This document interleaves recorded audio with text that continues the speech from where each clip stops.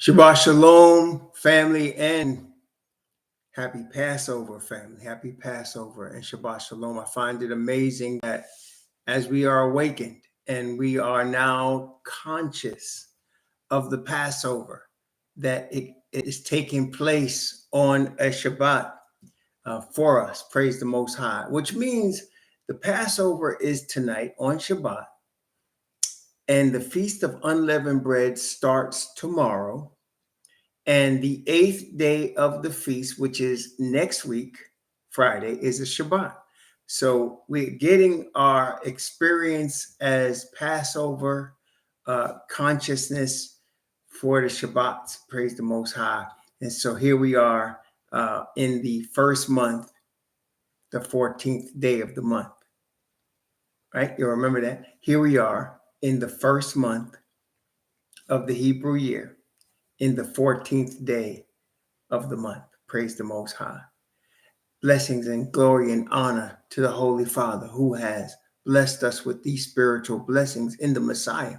Blessings and glory and honor to Messiah, Yahweh Shah, the high priest of Israel, our atonement for sin and our righteousness before the Father. Greetings to the 12 awakening tribes of Israel and to the 144,000 among them who are going to be forerunners for the call of the Messianic kingdom soon to come. Greetings to the blessings upon those of the Gentiles who have received the truth and been grafted into the nation and are escaping the wrath that is soon to come on the planet. Greetings to the chat, Naviska, Risco 23, Weothesia, Yafi, Brother Superstar, Sister Wade, Only One Way, Relaxing Your Mind, Brother Gary Joseph, Brother Ricky Boy 144, K-Man, the True Israelite, Relaxing Your Mind again, Isha Shama as Josephine, and Brother Frankie, Sister Azariah by Israel, Brother Castle King, Brother Stephen Kelly. Praise the Most High Yah that we are together today and that we get to celebrate today on the Shabbat, not only the Shabbat, but the Passover. So I want to review very quickly the last Passover that the Messiah had with the disciples on the earth. And I want to start in Gospel of John, chapter 13. Gospel of John. We're going to go tonight into the 2,300 days. We actually did not finish the 2,300 days. We actually only got to the 490 days, right? We didn't finish it. So we got to look at the cleansing of the sanctuary today. So here, though, in Gospel of John, chapter 13, the Messiah is with his disciples, and it's the Feast of the Passover. And let's begin at verse, let me see.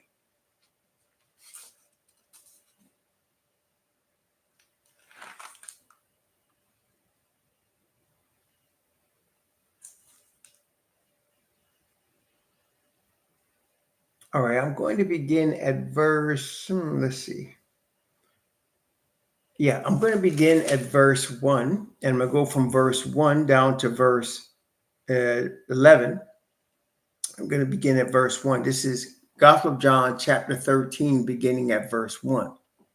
Now, before the feast of the Passover, when Yahushua knew that his hour was come, that he should depart out of this world unto the Father, having loved his own which were in the world, he loved them unto the end. And supper being ended, the devil having now put into the heart of Judas Iscariot, Simon's son, to betray him. Yahushua, knowing that the Father had given all things into his hands, and that he was come from Yahweh and went to Yahweh, he rises from the supper and laid aside his garments and took a towel and girded himself. After that, he poured water into a basin and began to wash the disciples' feet and to wipe them with the towel wherewith he was girded. Then cometh he to Shimon Kapha, or Peter, and Peter said unto him, Master, dost thou wash my feet? And Yahushua answered and said unto him, What I do thou knowest not now, but thou shalt know hereafter. Peter said unto him, Thou shalt never wash my feet. Yahweh answered him, If I wash thee not, thou hast no part with me. Shimon Peter said unto him, Master, not my feet only, but also my hands and my head. Yahweh said to him, He that is washed needeth not, save to wash his feet, but is clean every whit, and ye are clean, but not all. For he knew who should betray him. Therefore said he, Ye are not all clean. Now, Messiah gave an example of love to his disciples, that as disciples, as the brotherhood of disciples of the Messiah, and as followers of the Heavenly Father, they would have love for each other and not compete against one another. They would have love for each other and not compete. He washed Judas's feet. I like to bring up Malcolm X in this because Malcolm X thought that he preached against nonviolence. He believed in Black man in America defending himself against the tyranny and violence heaped on him by the European supremacy. But this here, Malcolm X fulfilled in his last day on earth. And how did he do that? Because his last day on earth was a perfect template for what the Messiah was talking about. So Malcolm X already knew that people were trying to kill him. He knew that there were elements of the government that wanted to kill him. And he also knew that there were elements of Elijah Muhammad's followers that wanted to kill him. Okay, he was totally aware of that. And he also knew that at any time, especially at that time, people would testify that his voice even changed. He was under so much stress. He knew at that time that he could die at any moment. He knew that. And he knew that eventually he knew he wasn't going to live out a life of retirement. Okay. In fact, when his house was burned out by Elijah Muhammad's people, that said the next day he had to speak in Detroit, Michigan. And I heard people testify that when he came to speak in Detroit, Michigan, his clothes still smelled like smoke from a fire. Okay, his clothes still smelled like the smoke. So when he later was scheduled to speak at the Audubon Ballroom, the people that were his guards, his security team, instructed him that they should check everybody as they came in the door. But Malcolm X, even understanding that people wanted to kill him, and it ended up being a Muslim brother from a mosque in New Jersey that shot him with that sawed-off shotgun. He understood and said, I don't want us distrusting each other. At that moment, he was ready to be shot by the people he loved, who he considered, even the ones that were going to kill him, he considered them his brothers. That's exactly what the Messiah is talking about. He is not talking about us allowing people to just beat us up or sick dogs on us. He's talking about us as brethren loving each other. Does that make sense, y'all? He is not talking about people that's coming at you in the middle of the night looking for your nephew to hang him, to disfigure him and throw him in a river for you to allow him to do that. That's not what he's talking about. He's talking about us as brethren, as family, loving each other. He washed Judas's feet. And he said about Judas, it would be better for that man if he had not been born. So the love that he is talking about is the love that we have as brethren for each other. Okay. And in fact, The movie was called, it was Larry Fishburne was in it. The movie was called Boys in the Hood. In Boys in the Hood, when Larry Fishburne's son is little, if you recall, he split time with him and his mother, the boy. But then eventually the mother dropped him off with his father and said, you need to stay with your father. And Larry Fishburne said, yes, a man needs to raise a boy. And if you remember, they were sleeping and somebody was robbing their house. And Larry Fishburne heard somebody was robbing their house. At the same time, his little boy was getting up to use the bathroom. And he reached into his drawer and pulled out what appeared to me to be a 44 Magnum. And he shot at that brother and missed him. And the bullet blew a hole through the door. And Larry Fishburne called the police. Yeah, that was Boys in the Hood. And he called the police. And he said, man, he said, as he were waiting for the police on their stoop, he said to his son, man, somebody's praying for that brother. Because the dude ran out so fast that he ran out of his sneakers. He left his sneaker in the front yard. And Larry Fishburne had his sneaker. He said, somebody praying for that brother. He said, because I have him in my sights. I can't believe I missed him. And the son said, you should have shot him. And he said, I'm glad I didn't, or something to that effect. He said, because there'd just be another dead brother. So even though he had to shoot to protect him and his son, he did not want to kill the brother. You remember that, Ricky boy? He said, there'd just be another dead brother, you know, and nobody would care. So he did not, even though he had to protect himself, his household, and his son. An intruder was there, and he had to shoot that brother. He didn't want to kill him. And he said he was marveled. He must somebody praying for that brother. He said, because I had him dead to rights, and I missed. And he blew a big old hole in his door. And the son said, you should have killed him. And he said, no, I'm glad I didn't. He said, because it would be another dead brother. See, that's the love that we need to have as brothers and sisters in the Messiah, as brothers and sisters who are followers of the Messiah and followers of the Heavenly Father. That's the love that Messiah is talking about.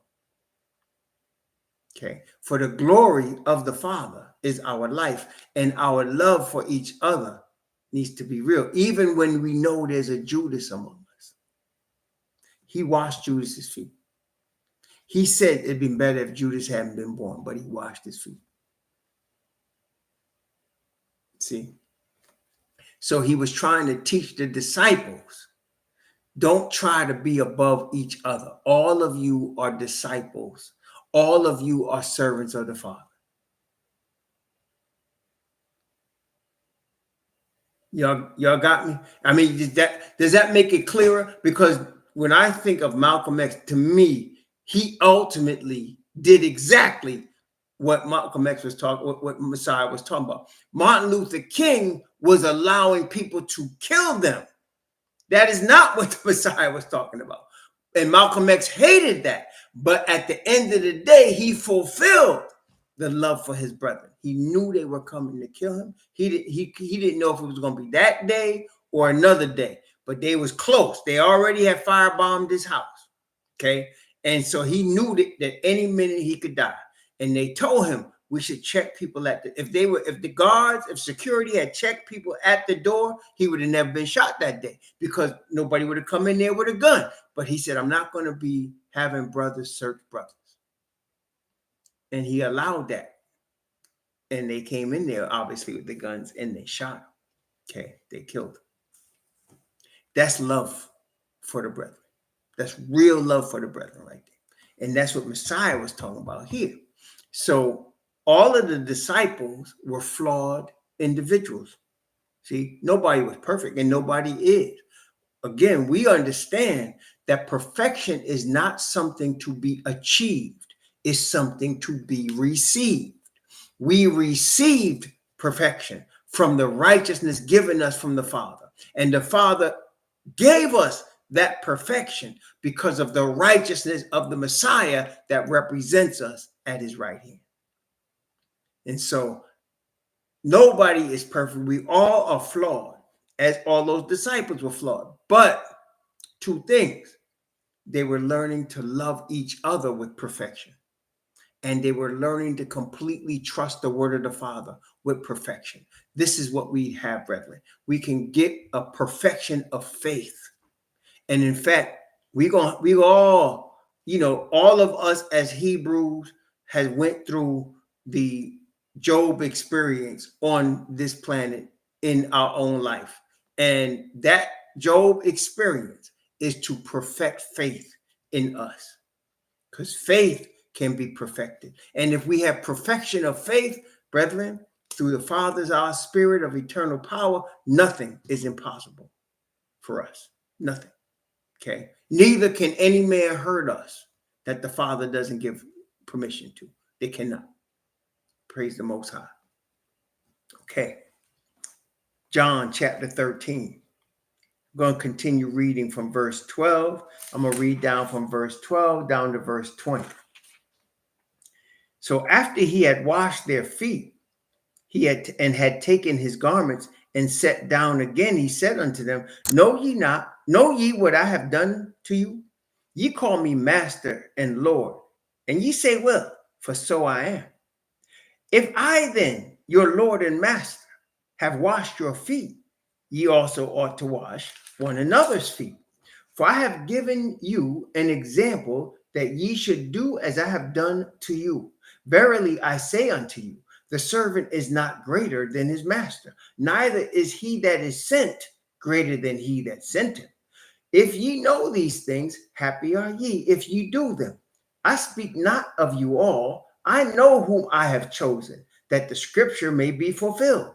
He that eateth bread with me hath lifted up his heel against me. He's quoting the Psalms right here. Now I tell you before it come, that when it is come to pass, ye may believe that I am he. Verily I say unto you, he that receiveth whomsoever I send, receiveth me. He that receiveth me, receiveth him that sent me. See? So again, he's impressing the disciples that they should have love. Because the thing is, they were, just before that, they were arguing about which one of them is the greatest. Okay, they were arguing with each other about which one of them was going to be the greatest in the kingdom. And the reason Judas was already plotting against the Messiah, because he thought he was going to be the greatest in the kingdom. He figured he could play both sides, as most Judases do. And he was wrong. Okay, let's keep reading. I'm going to read from verse 20. I'm going to finish at verse 30. Okay, from verse 21 to verse 30. When Yahushua had thus said, he was troubled in spirit and testified and said, verily, verily, I say unto you that one of you shall betray me. Then the disciples looked one on another, doubting of whom he spake. Now there was leaning on Yahushua's bosom one of his disciples, whom Yahushua loved. Shimon Peter therefore beckoned to him that he should ask who it should be of whom he spake. Then he lying on Yahushua's breast said unto him, Master, who is it? Yahushua answered, he it is to whom I shall give a sop when I have dipped it. And when he had dipped the sop, he gave it to Judas Iscariot, the son of Shimon. And after the sop, a Satan entered into him. Thus then said Yahushua unto him, that thou doest, do quickly. No man at the table knew for what intent he spake this unto him. For some of them thought, because Judas had the bag, that Yahushua said unto him, buy those things that we have need of against the feast, or that he should give something to the poor. He then, having received the sop, went immediately out, and it was night. Now, when you look up the word night in verse 30, it's midnight. It's the darkest hour. So Judas went to do his business in the darkness, in the darkest hour, the work of betrayal. And so it was Wednesday when this all happened. And Messiah and them had gotten together about 6 o'clock at the sunset.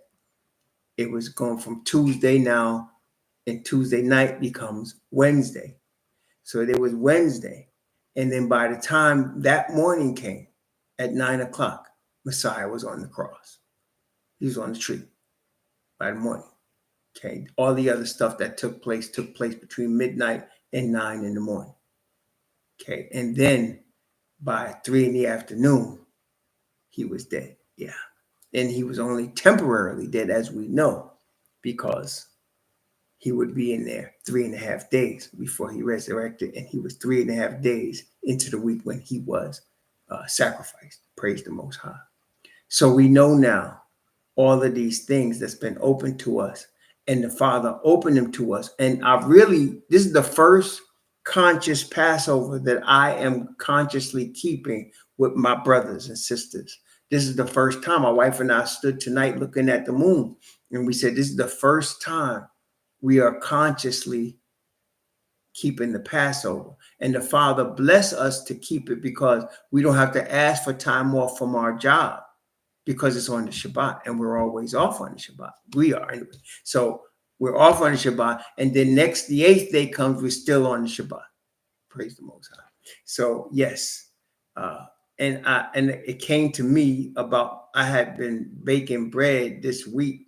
I learned this week or last week to bake bread with no carbohydrates in it. I could bake bread and have no carbs, no sugar, and it'd be good bread. And so I had baked it. I was making it to make buns for my burgers this week. And I told my wife today, I said, I'm going to have this one last piece of bread earlier today before the Shabbat, because I'm not going to have no leavened bread for the next 7 days, right? And I know now how to make by hand the unleavened bread with no lemon. Oh yeah, I'll send it to you, Iman Prakash. I will definitely send it to you. I'll send you the whole I'll send you the unleavened bread recipe for what we call flatbread, and I'll send you the recipe and you know what? It only takes 2 minutes.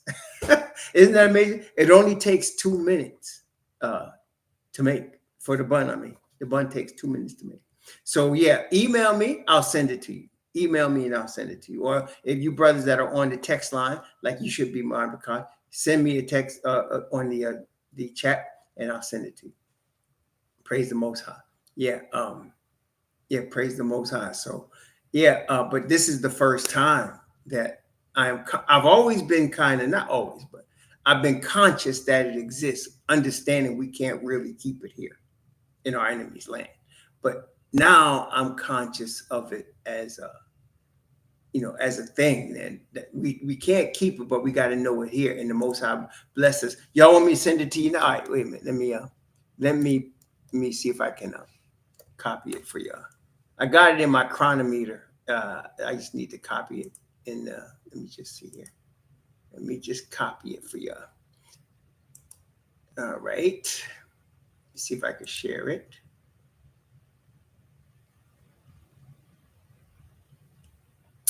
Let me see if I can share it with y'all.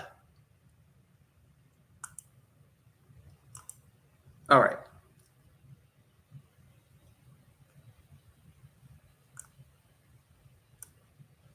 All right, I don't know if I can, y'all. I'm gonna have to copy it to a Word document. Let me see if I can. Hang on. Let me see if I can. I shouldn't open my mouth. Y'all got me looking at this thing. Hang on a second. Let me see if I could copy. Oh wait, I might be able to do it here. Hang on a second.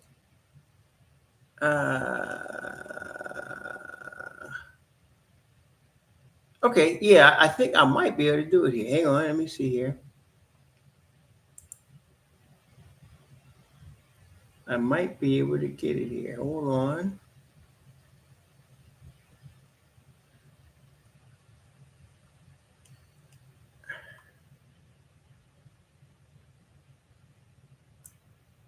Yeah, at least I'll be able to get y'all the recipe. Hang on a second. I'm going to see if I can send it in here. Now let me see if I can put it in here.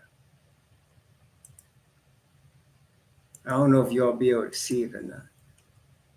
I don't know. I don't know if y'all be able to see it. I think it's too big. It's too big for the. It's too big for the chat. That's what it is. It's too big for the chat. I'm gonna have to put it on a Word document and email it to y'all. It's too many words for the chat. You know, you limit how many words you can put in there. Yeah, they limit how many words you can put in there. I'll have to put it in a Word document and send it to y'all. Yeah, I'll put it in a Word document, send to y'all. But yeah, anyway, so I'll be using the flatbread. So I'll send you two recipes: the flatbread recipe and the leavened bread recipe, so you can have them both. But yeah, I'm not using the leavened bread recipe this week. I'm going to use the flatbread and put my stuff in the flatbread. Praise the Most High. All right, so that's the Passover. Now, we did not finish. Yeah, matzah cracker is an easy thing to do. You can buy the matzah isha. You're right, you can. But I'm so used to. I'm now used to making, because the matzah has carbohydrates in it. It has real flour, and I'm trying to avoid the carbohydrates. So I use a flaxseed flour or almond flour, and it's very easy. It's very easy to make. If I could do it, anybody could do it. Literally, if I could do it. But praise the Most High. Well, I'll email it to you, Isha. I'll email it to you. Okay, y'all know my email address. In fact, I could put that in the chat so that we know.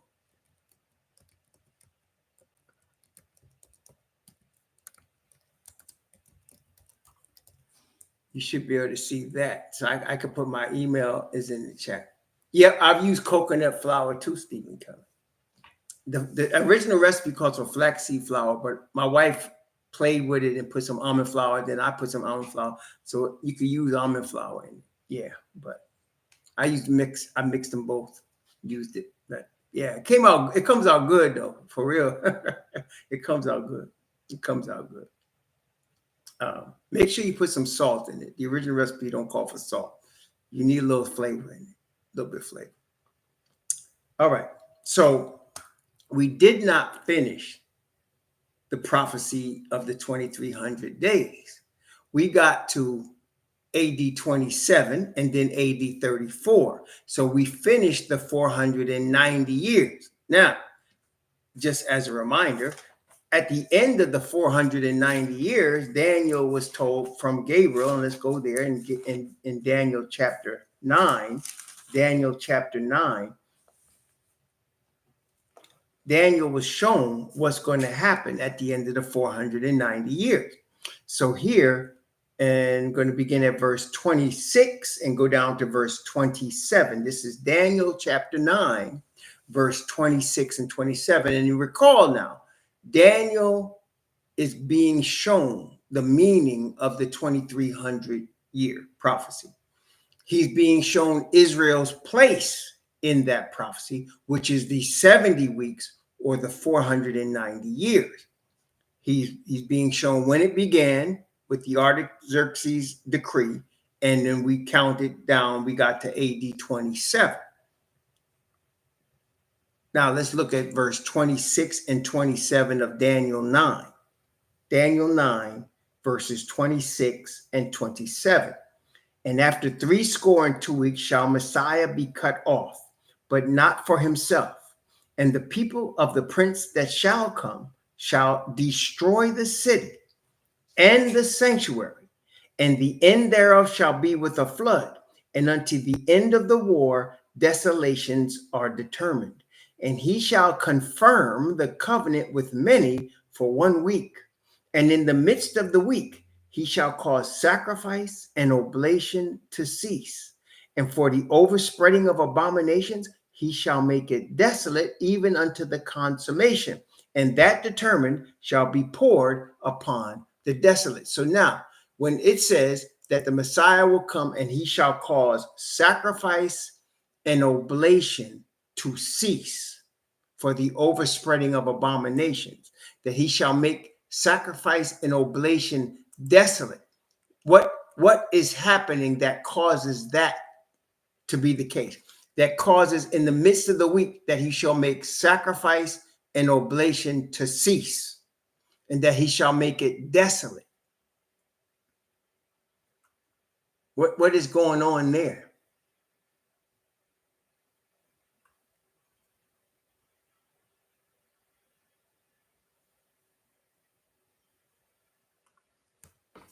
That's right. It's his sacrifice. He's the lamb. So he is the Passover sacrifice. He is the sacrifice. So his sacrifice puts to rest the need for any other sacrifice and oblation, because he is the lamb. Okay. So that's Wednesday, in the middle of the week. He called sacrifice, and he said to Daniel, he said that Gabriel said that the prince that shall come shall destroy the city and the sanctuary. So initially he told Daniel the city and the walls going to be rebuilt. After 483 years, the Messiah is going to come. In that last 7 years, halfway through, he's going to cause sacrifice and oblation to cease. And he's going to be sacrificed. And after the 490 years are over, Jerusalem's going to be destroyed. And the sanctuary is going to be destroyed. Now, at this point, there are many people in Christianity, particularly I remember in the SDA church, that teach that because of the end of the 490 years, that the bloodline is no longer the chosen people. And of course, that is a falsehood. The bloodline is the chosen people forever. Remember what Daniel was shown, that the kingdom of the Messiah, who is the Hebrew kingdom, would be forever, even forever and ever. And he said the people of the Messiah, the people of Israel, would be taking the kingdom forever. Okay, so no, there's no ending of the bloodline. But what did happen is, this is Luke chapter 21. Luke chapter 21. And again, we read this before. We're going to read this though. Luke chapter 21. We're going to begin at verse 21 and read down to verse 24. Luke chapter 21 from verse 21 to 24. This is what was going to happen at the end of the 490 years. Luke chapter 21 from verse 21 to 24. Then let them which are in Judea flee to the mountains, and let them which are in the midst of it depart out. And let not them that are in the countries enter thereinto. For these be the days of vengeance, that all things which are written, Daniel 9, may be fulfilled. But woe unto them that are with child, and to them that give suck in those days. And there shall be great distress in the land, and wrath upon this people. What people is he talking about? He said there's going to be great distress in the land. What land? And wrath upon this people. Who are this people, and what land is he talking about? That's right. He's talking about the people of Judea, the southern kingdom. And he said distress upon the people of Judea, the Jews, and the Israelites. That's right. And then verse 24. And this is the result of the end of the 490 years, verse 24. And they shall fall by the edge of the sword, and shall be led away captive into all nations. And Jerusalem shall be trodden down of the Gentiles, which is what Gabriel was telling Daniel. The prince that shall come shall destroy the city, and until the times of the Gentiles be fulfilled. So he was showing how Jerusalem was going to be destroyed, and Yah's chosen people were going to be scattered until the time of the Gentiles be fulfilled. Let's look again at Romans chapter 11. Romans chapter 11. And I'm going to begin at verse 1. Romans chapter 11 from verse 1. I'm going to read from verse 1 of Romans chapter 11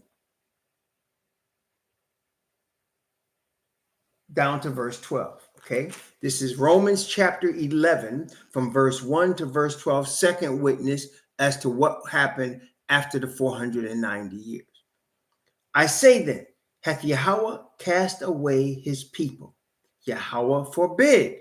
For I also am an Israelite of the seed of Abraham, of the tribe of Benjamin. So he himself is saying, because I exist, we know he hasn't cast away his people. Yahweh hath not cast away his people, which he foreknew. Wot ye not what the scripture saith of Elijah, how he maketh intercession to Yahweh against Israel, saying, Master, they have killed thy prophets and digged down thine altars, and I am left alone, and they seek my life. But what saith the answer of Yahweh unto him? I have reserved to myself 7,000 men who have not bowed the knee to the image of Baal. Even so then, at this present time, also there is a remnant according to the election of grace. And if by grace, then it is no more works. Otherwise, grace is no more grace. But if it be of works, then it is no more grace. Otherwise, work is no more work. What then?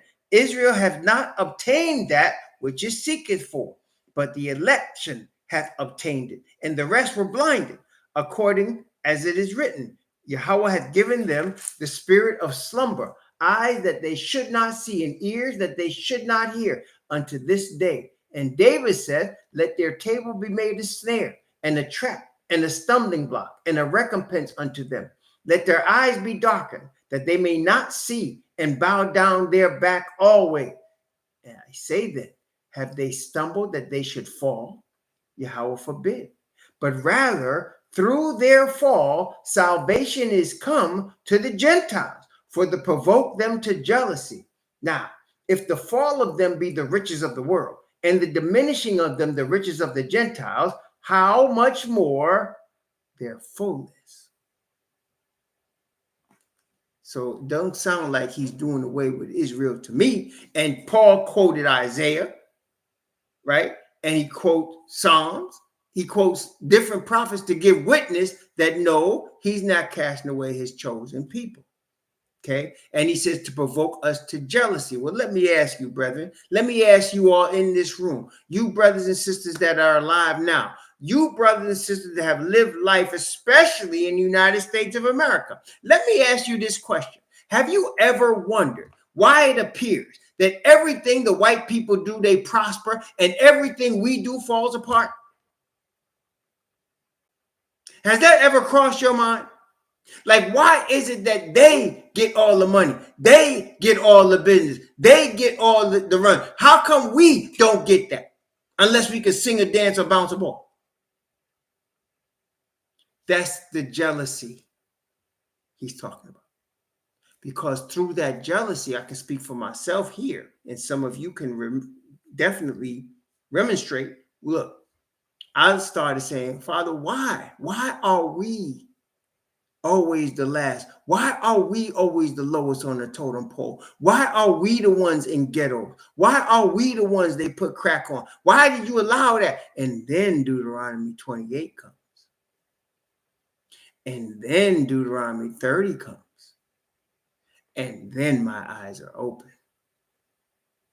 Because it's through the curses that we understand who we are and why. The curses are no theory. We're not talking about no theory. We're talking about what we have experienced, our lives, what we have been through.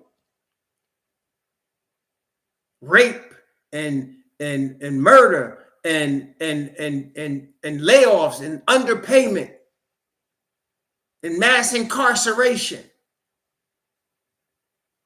And we're not talking about theory. We have seen this. We know all about this. So understanding what has happened, we can now look at the word and say why it has happened, to provoke us to jealousy. And it shall come to pass when all these things come upon thee, the blessings and the curse which I have set before thee, and thou shalt call them to mind among all the nations, where the Yahweh thy Most High hath scattered thee, and shalt return unto Yahweh thy Most High, and shalt obey his voice. You see, brethren, The writings of the Apostle Paul are to the Gentiles, as we know. And the most important doctrine he's teaching them is justification by faith. And he's showing them that through Abraham, the father of the Hebrews, as a nation, right? The founding father. So he's showing them it. Now, all of these millennium, we're not even just talking about decades, and we're not even just talking about centuries. We're talking about millennium that we have been scattered. The scattering took place under the Babylonian rule, under the Medo-Persian rule, under the Greek rule, and under the Roman rule, right? And after the Romans, we were been scattered, and that destruction of Jerusalem happened in AD 70. So now you're talking about almost 2,000 years of us being scattered, not including the previous times under the other Gentiles that I just named. So you're talking about thousands of years of scattering. We have forgotten who we were, right? We didn't know who we were. Here we are worshiping white Jesus or an Arab, either white Jesus or an Arab. We didn't know who we were. So now the process begins of us understanding the curse that came upon us. Process begins of us understanding why the curse came upon us. And now the process begins. We're actually in the same position of them Gentiles. Not that we are bloodline Gentiles, but we're in the position of ignorance. And so we now are learning righteousness. And we now are learning righteousness in conjunction with who we really are. And that's a powerful combination. So now Daniel is told the city's going to be destroyed. The temple's going to be destroyed. And Messiah said, you're going to be captive into all nations. Okay, you're going to be captive into all nations. Okay. Now, let's continue on this journey of the 2,300 days. Let's go back again to Daniel chapter 8, just to review what the angel said to him in Daniel chapter 8. And let's look at Daniel 8, verse 13. Actually, I'm going to start at verse 11. From verse 11 down to verse 14. Daniel chapter 8, from verse 11 to verse 14. Yea, he magnified himself even to the prince of the host, and by him the daily sacrifice was taken away, and the praise of his sanctuary was cast down. And an host was given him against the daily sacrifice by reason of transgression, and it cast down the truth to the ground, and it practiced and prospered.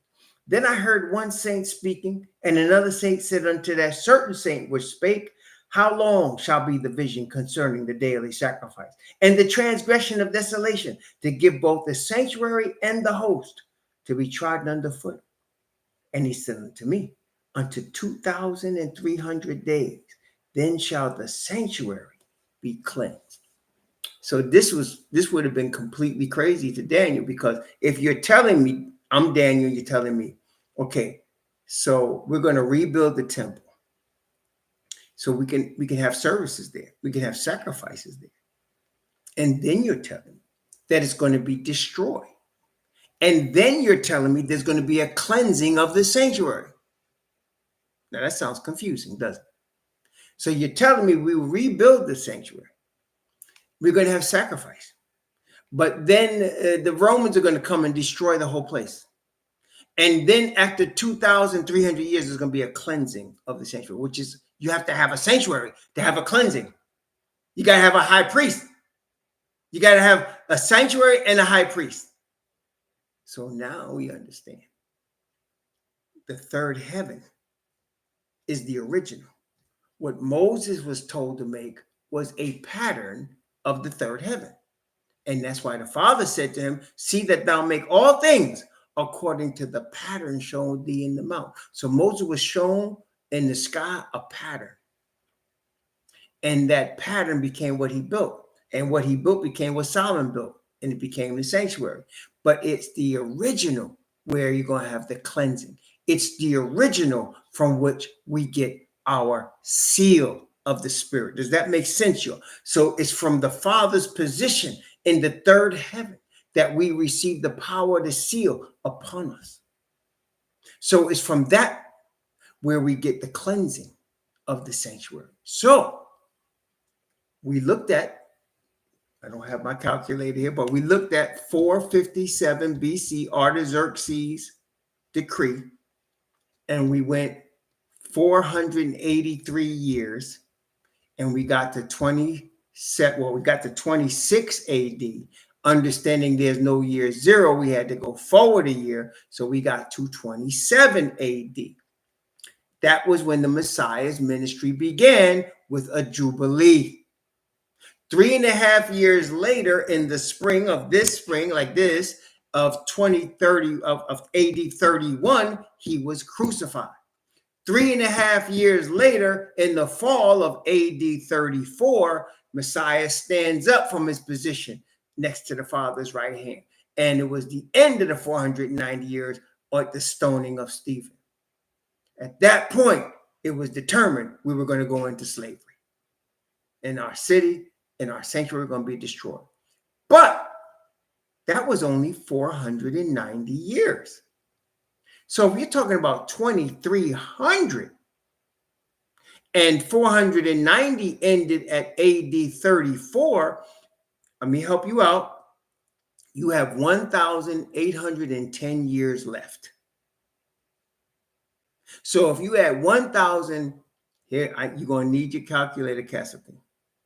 So if you take 1,810 years and you add it to AD 34, what year are you?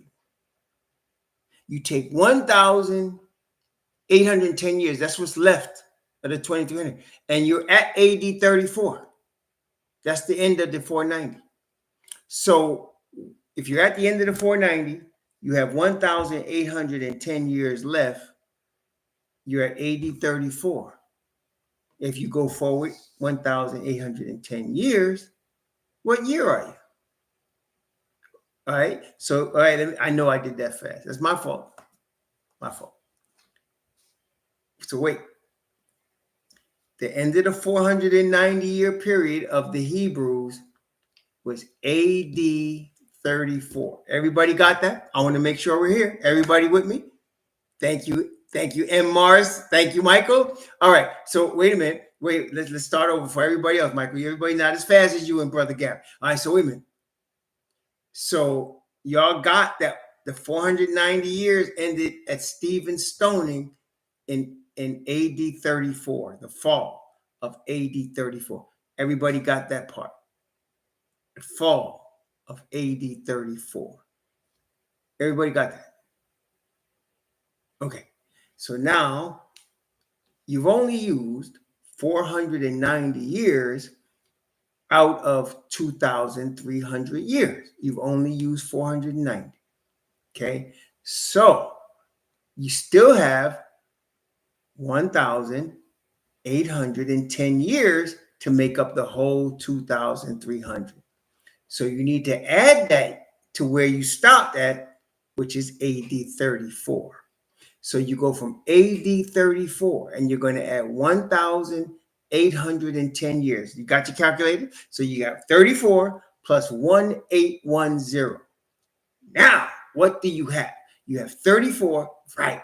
You have 1844. So the sanctuary would be cleansed. The heavenly sanctuary would be cleansed in 1844. Now, I'm going to pause for a minute to make sure we're all there. I want to make sure. Brother Ricky Boy, you got that? Everybody got that so far? So you're at 1844. Everybody got that so far? Okay. All right. Now, that is when the sanctuary, the heavenly sanctuary, should be cleansed. In other words, it's a day of atonement.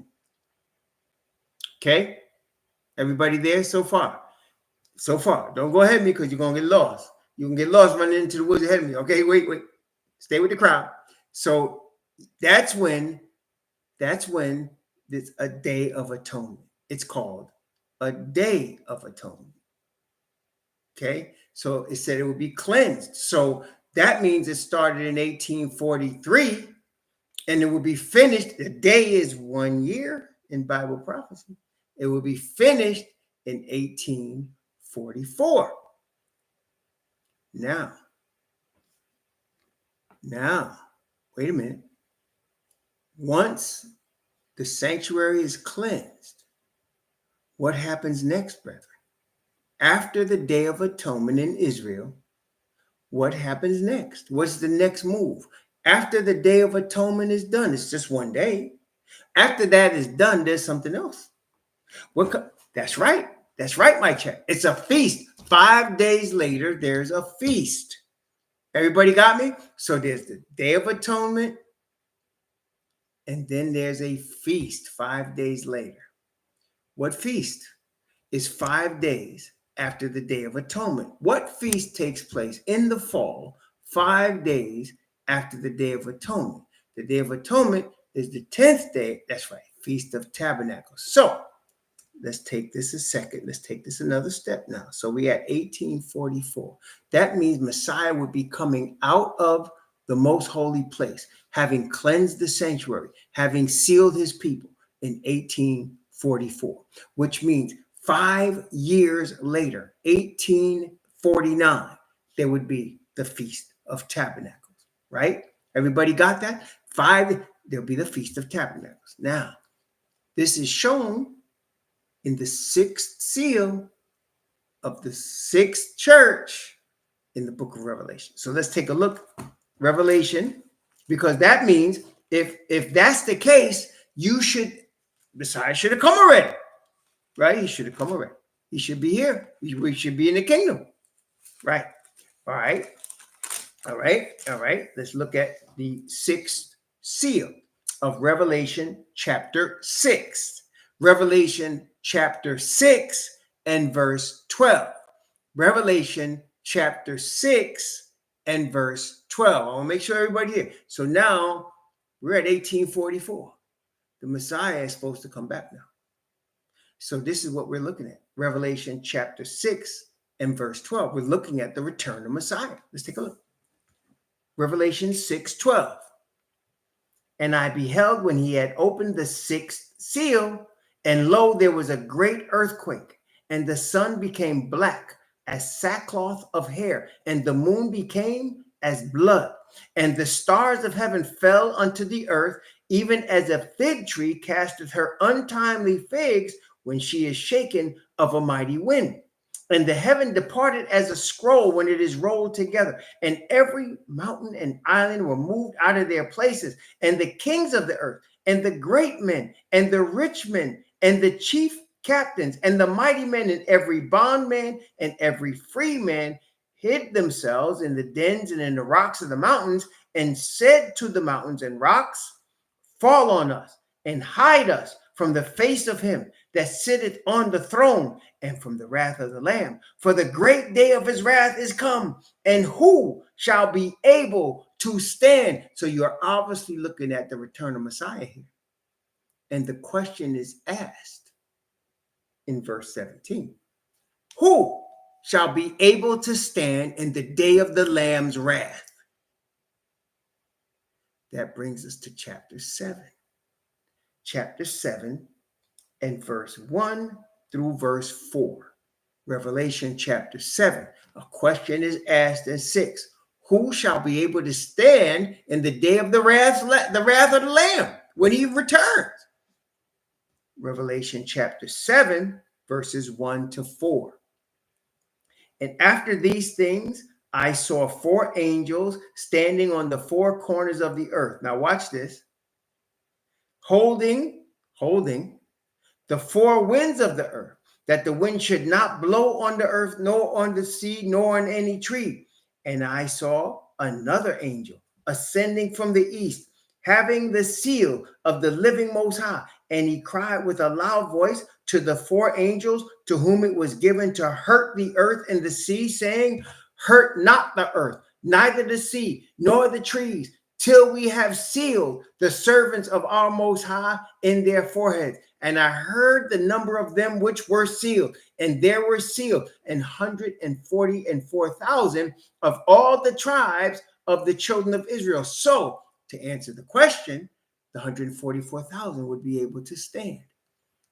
Answer also, the angel is ascending to the east. When you ascend, are you going up or are you going down? When you ascend, are you going up or are you going down? You're going up. So the angel is ascending from the east, coming from the east. Messiah said he would be returning from the east. So the angel came to seal the people and couldn't seal them. And we know why he couldn't seal them. Now tell me, why couldn't they be sealed in 1844? How come they couldn't be sealed in 1844? Why not? Why weren't they sealed in 1844? Doesn't the Father's word come to pass? That's right. Because the 144,000, the descendants, the progenitors, the great-grandparents were in chains. That's why there was a delay. They were in chains. The progenitors of us, our great-grandparents, our great-great-grandparents of 1844 were in chains. So he said, hold the winds until we seal the servants. So he's waiting until the Father knows when the servants would exist. And he knows that we would exist now. And so he's held up the whole thing. In other words, the Messiah is still in the most holy place. He is still there until we are sealed. And we know that the 40th Jubilee is on a Day of Atonement in 2027. You're catching it? So the 40th Jubilee from Messiah is on the Day of Atonement in the 7th month in 2027. So now we understand why there was a delay, and we understand there'll be no more delays. And we also understand, this is more powerful to me than Lot, nothing else on the earth matters to the Father. He's only focused on one thing. He focused on getting us sealed. He has waited from before the foundation of the earth. At 1844, he knew we would exist. He knew we didn't yet exist, but our forefathers existed. And then he trained our forefathers till they became grandfathers, then became, great-grandfathers, then grandfathers, then fathers, and now us. Here we are.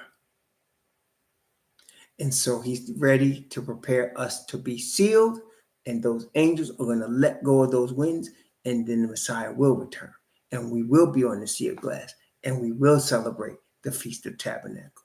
That should have happened in 1844. And so what we really see in here is the Father is ready.